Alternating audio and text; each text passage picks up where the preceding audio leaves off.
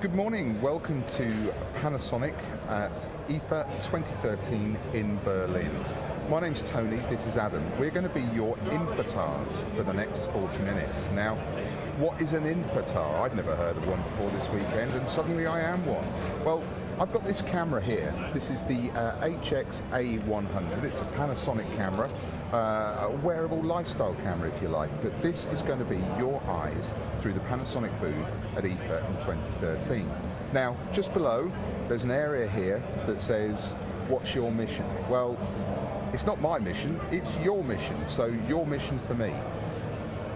Anything you want to see here at Panasonic 2013 at IFA, let us know. If there's a particular product you'd like to see a little bit more of, is there a particular question you want answering? Well, give us a shout and we'll do our very best using this camera as your eyes. So that's what an INFOTAR is. Adam's got a list of questions, I've got a head camera, let's go. So Tony, got a first question from Guy and N. Find the perfect camera. Of course this hour is going to be all about imaging at the end of the day. It is a bit open-ended, but I'm sure you'll be able to find the perfect camera. Find me the perfect camera. I could find the perfect camera for me. I could find the perfect camera for a number of people. Usually I require a little bit more information, but as Adam said, we're going to talk very much about imaging products over the next 40 minutes. So you've got that burning G-series question, you want to know more about compacts, perhaps you don't know what a bridge camera is, please let us know. So what I'm going to do is, because I don't know the customer's specifications, I'm going to go for a camera that I really like, and that camera would be the FZ200. Now, I do just need to find one. We've got a lot going on here at the various camera bars. I'm just going to see if I can find an FZ200. FZ200, got one. Hopefully this gentleman here is not going to pick it up. There we go. Right, so this is the FZ200 from Panasonic, and FZ200 is what we call a bridge camera. It bridges the gap between the compact camera that perhaps you've grown out of and the interchangeable lens camera that perhaps looks a bit confusing and a bit complicated. There's no interchangeable lenses here. You can see here it's all one lens, but this goes from a 25mm wide angle, so it does get quite a nice wide angle in, but then you've also got this incredible zoom functionality, so we can get all the way in, down the end there, 24 times, and that's at 600mm, so lots of detail to an outstanding wide angle. The really lovely thing about this camera though is the lens. Now Panasonic have a tie-up with Leica, and a camera is only as good as the weakest part of it. Well, there's no weak parts in this camera. This is a Leica Elmarit at f2.8. Now f2.8 means that the aperture of the lens is wide open, and even at telephoto distances you can keep that lens wide open. So usually a camera, the aperture would get smaller the more you zoom in, but with this camera that's not the case. You've also got the great intelligent auto function here, so I don't know if you're a beginner or somebody slightly more advanced, but if you are a beginner, we like to sort of call these family cameras, anybody can use them. So if I put the camera in on a person, let's just see if that'll pick that up.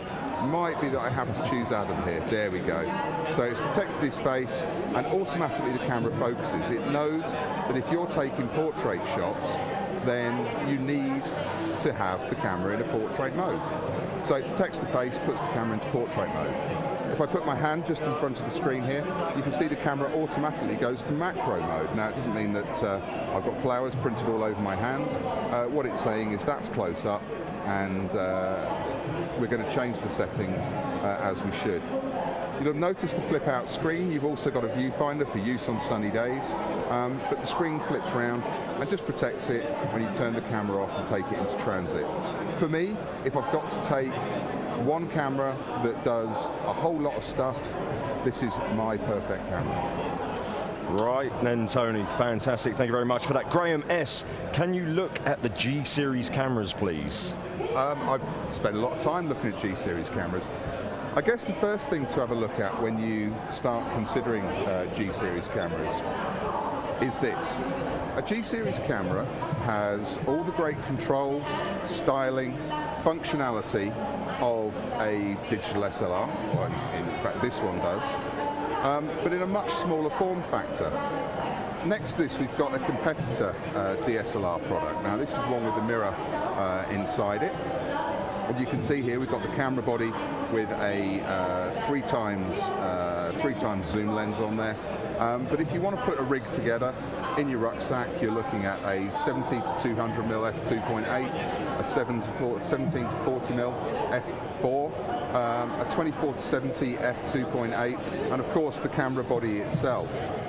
With a G-series system, now some of the numbers here look a little bit different, and that's because the sensor inside a G-series camera is half the size of the sensor in a full-frame camera, but still with all of that great quality.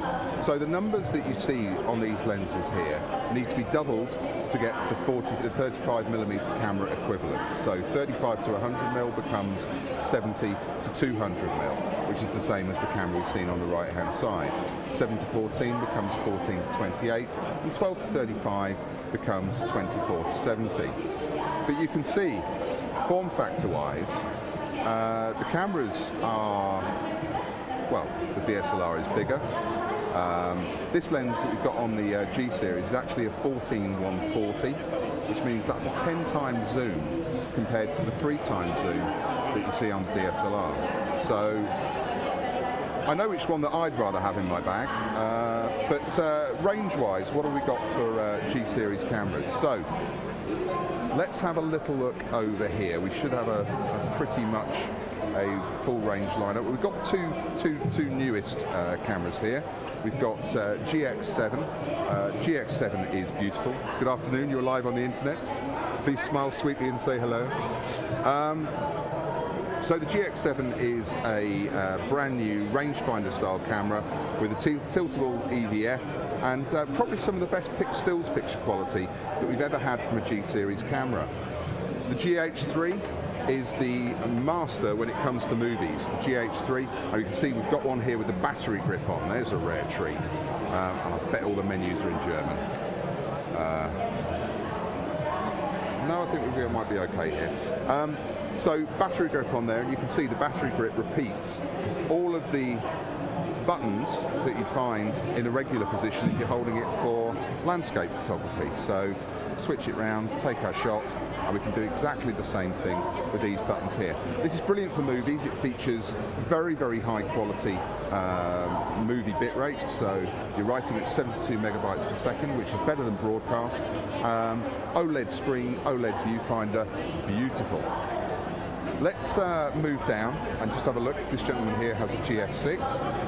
GF6 is kind of our entry-level GF camera, and it's all about making that step up from a compact camera and starting your interchangeable lens journey.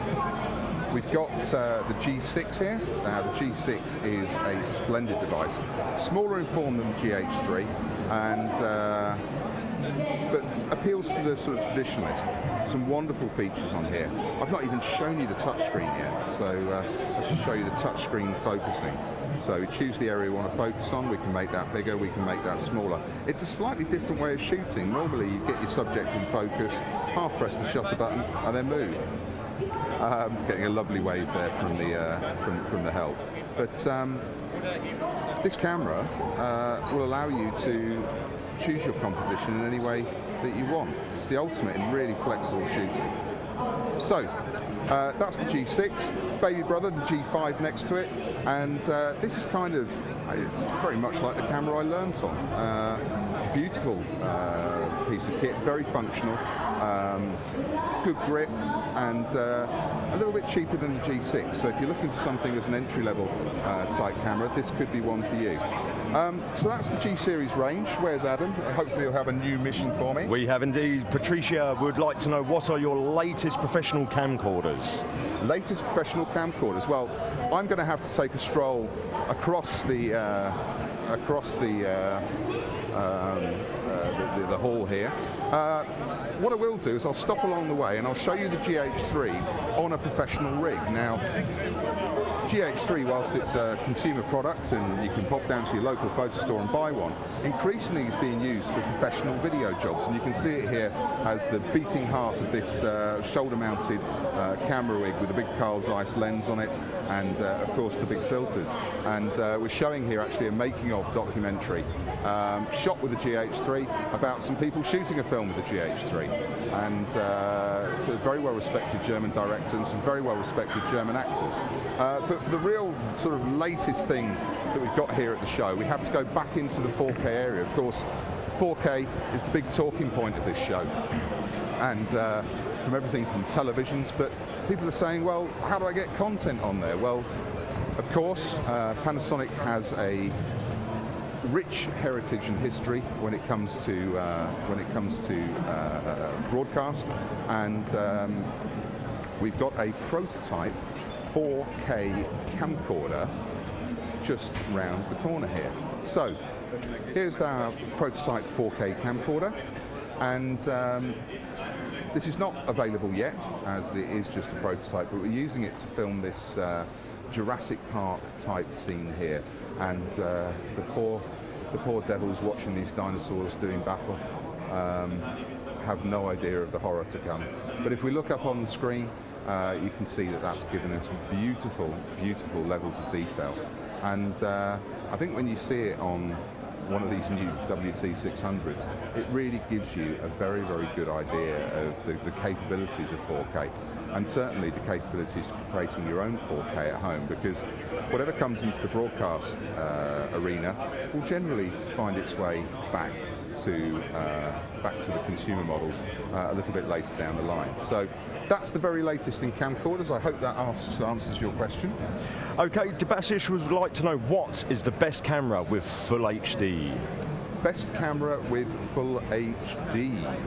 Well, all of our cameras are pretty much full HD. Full HD is 2 million pixels or 2 megapixels, and many of our cameras, G-series cameras for instance, have 16 megapixel sensors.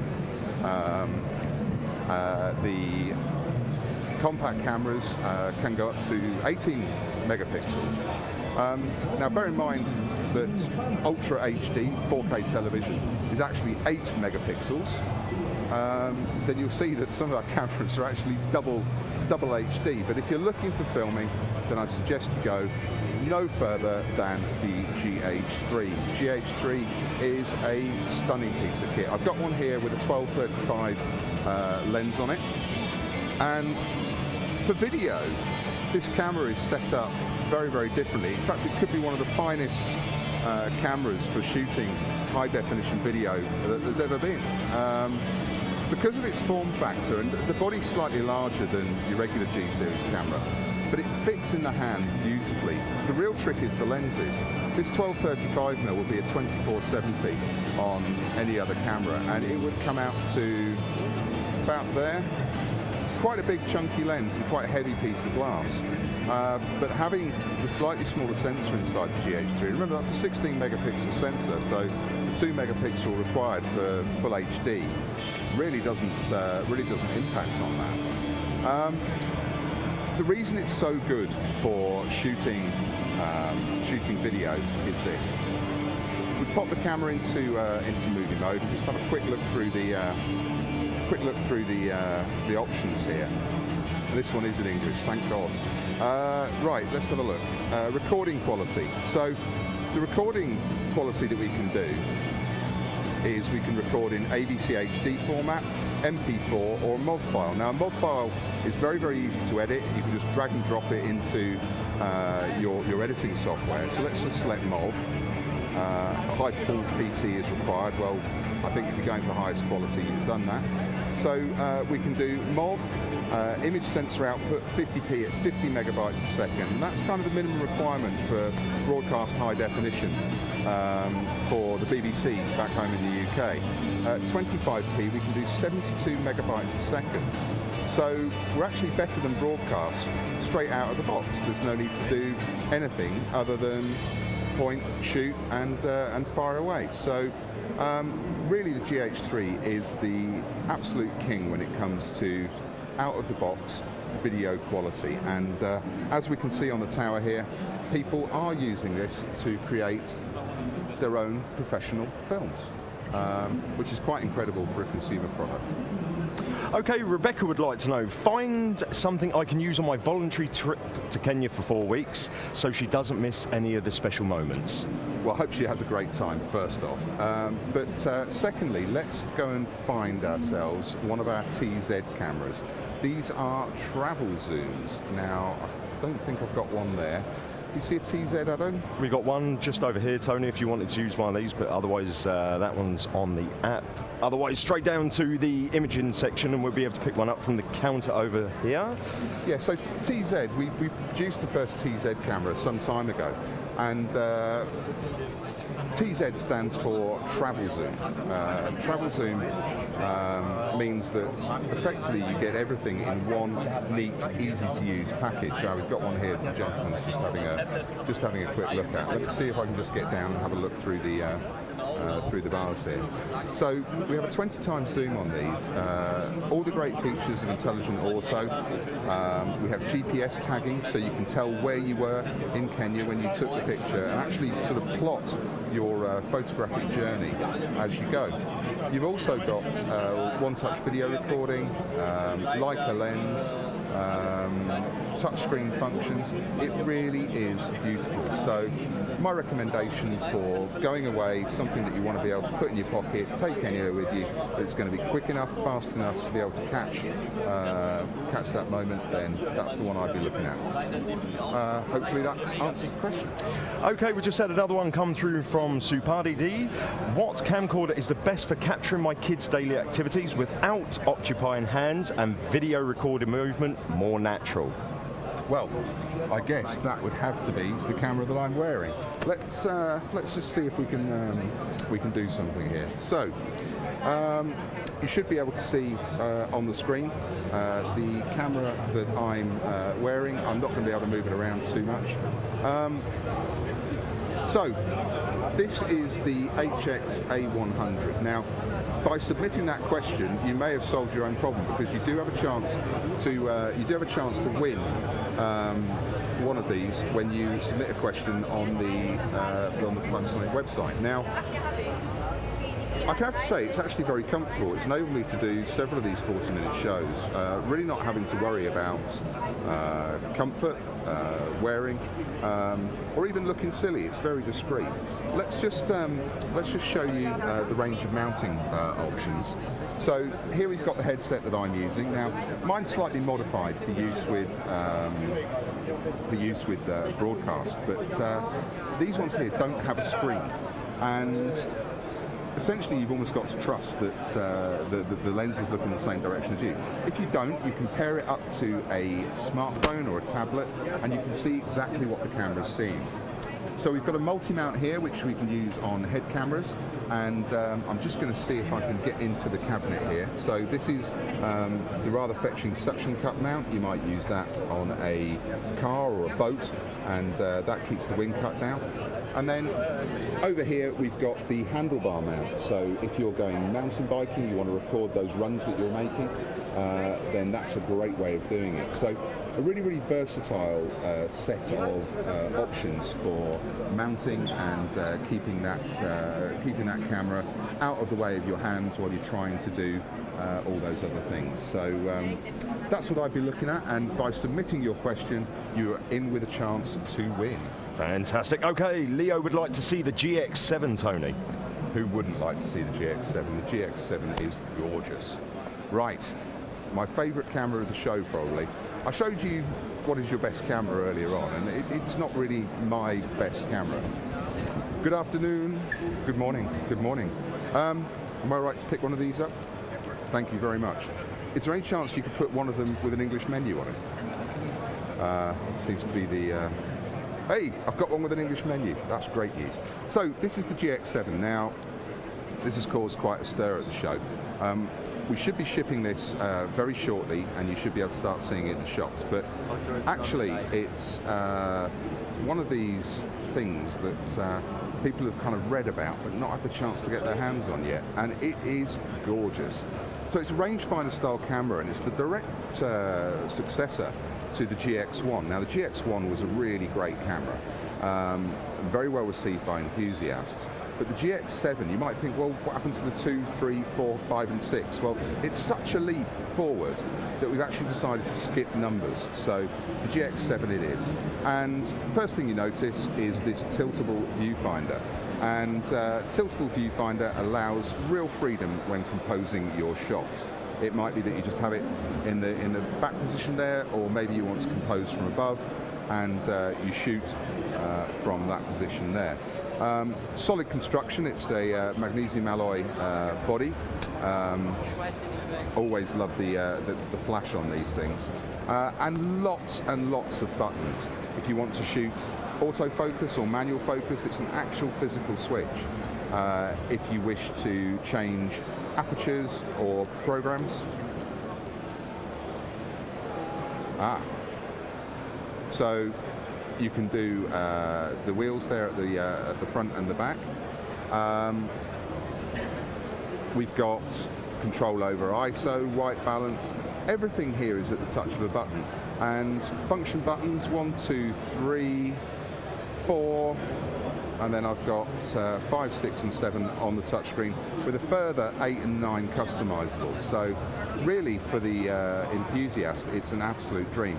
Let me just show you a couple of the really neat features inside the camera. So when we're shooting in a regular recording style, and I'm just going to go into let's go into aperture mode, and let's have a look for a couple of bits here. So first thing I'm going to look for is focus peaking. Where have you gone, focus peaking?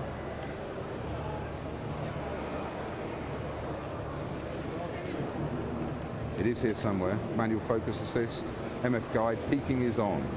And I'm just going to set this. I'm going to detect low contrast, and I can change the color of the peaking, so I'm going to choose orange. Okay, so popped into manual focus, and it gives me a close-up first of all of my focusing area. So let's just see if I can focus here into the cabinet. And where the camera is focused, you should start to see this sort of orange fuzzy glow. And this is superb for video, because you can tell exactly where your shot's going to be focused and pull focus, you know, very easily. Sometimes manual focus in video can be quite tricky, but having this this focus peaking function allows you to get very accurate detail. So that's available in there. Autofocus functions, as you would expect. Very fast to focus, really quick. As I move around, you're never going to miss a shot looking like that. We've got the tiltable screen as well, so again, an aid for composition as we move through. Very easy to do. And we've also got a silent mode built in, so you can activate the electronic shutter. One of the biggest single changes we've made with the GX is in this little cube here, and the cube here shows the in-body stabilization, which is a first for Panasonic and a first for the G series. The in-body stabilization works on 2 axes, so up, down, left and right. And when you're using legacy lenses with the GX7 or lenses without any stabilization, this one takes over. Of course, if you're using Panasonic lenses, then they have the stabilization built into the lenses. But the in-body stabilization allows you to use lenses from virtually any other manufacturer with a mount, or say the Olympus lenses that are designed for micro 4/3, and stabilize them in the body. And it's a real, you know, landmark moment, I feel. Fantastic. Okay, Keith J, is there a new compact camera at the show? Is there a new compact camera at the show? I'll probably show you the newest of the compact cameras, which would be the LF1. Now, LF1 is a new compact camera that has a viewfinder attached to it. So rather unusually, you can see here, very, very slim, and this has got a slightly larger sensor than the normal ones, and a slightly better lens. This is a Leica DC Vario Summicron with an f aperture of 2, so very good in bright conditions. But you've also got a big zoom on here, so you've got a 7.1 times optical zoom, so you can go right the way in and get that a little bit closer to the action, so you're not disturbing your subject matter. But the real key here is this viewfinder. By switching over to that, it's very unusual, and quite often we get a lot of requests from customers that you know, we need a viewfinder. We can't shoot in sunny days. Now, the screens these days are a lot better, but the viewfinder, if you prefer a more traditional way of composing your shots, is a great way of doing so. And of course, all the great features that you come to expect from Panasonic cameras, like the intelligent auto, are all on here as well. Things like intelligent auto. Let me show you the sweep panorama mode. I do like this. So we'll start here and start our panorama shooting. Keep our button held down, keep the button held down. That'll do. There we go. And there's a beautiful panorama ready to play back. Let's just pop that into the main screen. There we go. Wonderful. Can't see where the join is at all. Okay, Adam, anything else for me? Question from Chris A. Is there a limit on the video recording time on the GH3 like the 5D? Ah, right. So, GH3 has a number of advantages over a mirrored camera when you're shooting video. First one of these is that because it's a mirrorless camera, the way that you get your image is that you get it off the sensor. So everything here is being read from the sensor. Now, the sensor is designed to be on all the time, so you don't get problems with overheating. This makes this, gives this an advantage straight away. Now, all cameras in the EU are limited to 29 minutes and 59 seconds. If they go over that, they're classed as a camcorder and they end up in a different tax bracket. So if you want to shoot for longer than 29 minutes and 59 seconds, you can. We have something on here called seamless file generation, and seamless file generation will take that first file of 29 minutes and 59 seconds, then create a second file of 29 minutes and 59 seconds, and you won't drop a frame between the two. So whilst the files are 29 minutes and 59 seconds, you can stitch them back together in your editing software. So feel free. I believe that the shooting time using the 14 to 140 video lens, you can shoot for as long as an hour and 40 minutes without a break.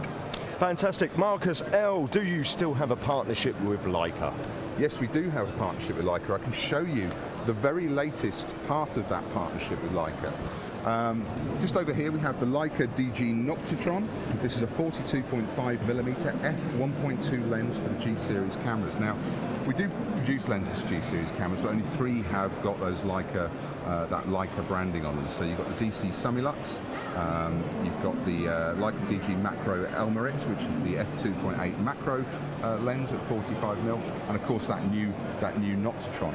And the way that the partnership works is that we go to Leica with a design for a lens, and Leica advise us that it could be better like this, or why don't you try this, or it needs to do this to meet that certain standard.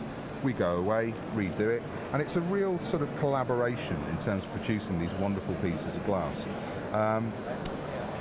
But yes, the partnership is very much still alive and an integral part of what we do here at Panasonic. Okay, got a few more questions coming through for you now, Tony. One from Pascal C. Are the Lumix G cameras waterproof? Okay, so waterproof is a strong word. I would never take one swimming. However, the GH3, when paired with either the 12-35 or the 35-100 lens, is weather sealed. So you can take that outside and quite happily, we've just got one just here being looked at. So the 12-35 can quite happily go outside in the rain, and you don't need to worry about it. But don't do it with other lenses. Okay, Bill O, show me a camera suitable for taking photographs of wildlife. Wildlife photography. I've got just the thing for you, Bill. Let's have a look. This would be the FZ72. This is another bridge camera, and but it's a bridge camera with a significant difference. So, on top of the camera here, you've got two numbers, 20 and 1200. 20 signifies the value at the wide angle, so 20mm wide angle, which is a huge wide angle. 1200 is the telephoto length. If you divide 1200 by 20, you get the number of 60, and this is a 60 times zoom. So I'm hoping there's something that it's got here that's interesting. No? Okay, so I'm just going to have to readjust this very slightly. Good afternoon, sir. You've become my unwitting subject matter. There we go. So let's just pull this back and see how far back we are. Wow. So you're not going to be disturbing the wildlife with this camera. 60 times optical zoom to get you really close to the action, and of course image stabilization to keep it steady when you start doing that. Okay. Okay, Patrick K, what about security cameras, Tony? Security cameras. Let's go and have a look. Now, one of the things that's also dominated the show here, IFA 2013 in Berlin, is where we're talking about the cloud. Now, Panasonic have got a long history in terms of security cameras and producing that sort of thing, but it's perhaps not the sort of thing that our sort of consumer customers regularly see. I mean, in fact, we provided all of the security cameras for the London 2012 Olympics. So one of the biggest security operations in recent years was supported with Panasonic technology. So just over here, we just have to fight our way through the crowds. We have a display talking about Camera Manager. Now, Camera Manager by Panasonic is a cloud-based security system. So we can take our cameras, and we've got cameras all over the place here. So we've got a camera just there, we've got a camera just up there, we've got another camera just over here. Just so you know if you can see that just up on the top there. And it's all being monitored via the cloud. So it's coming through to our PC, and you can see here on the television, if I just move this way a little bit, so you should be able to see me again. I think we can just about see Adam sort of moving around in the background as well. But we can access this from anywhere. We could access this on a smartphone, we could access this on a tablet. As long as we're connected to a network or we're on 3G or whatever, we can check on our home security, we can check on our business security, we can even check on loved ones and make sure that those who are perhaps a little bit more vulnerable are okay. So it's really going to change the way that security works and enable you to be in touch with your loved ones or your business at a moment's notice. Okay, Zach T, can I do remote shooting with Panasonic cameras? Yes, remote shooting. Remote shooting is something that is growing increasingly popular. Can I connect a PC? Can I connect a tablet? Can I connect a smartphone? We've got an app called the Panasonic Imaging app, and the Panasonic Imaging app is we've got rock climbing going on now. It really is all going on here at the Panasonic stand. And the remote shooting application allows us to tap into what the camera's doing. So I'm just going to find one that's operational. We got one that's working. Is that one working? Good stuff. Thank you. Johannes.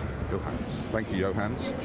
So this is attached to a G6, and if you've got Android or you've got iOS, you can download this app. It's called the Panasonic Image app.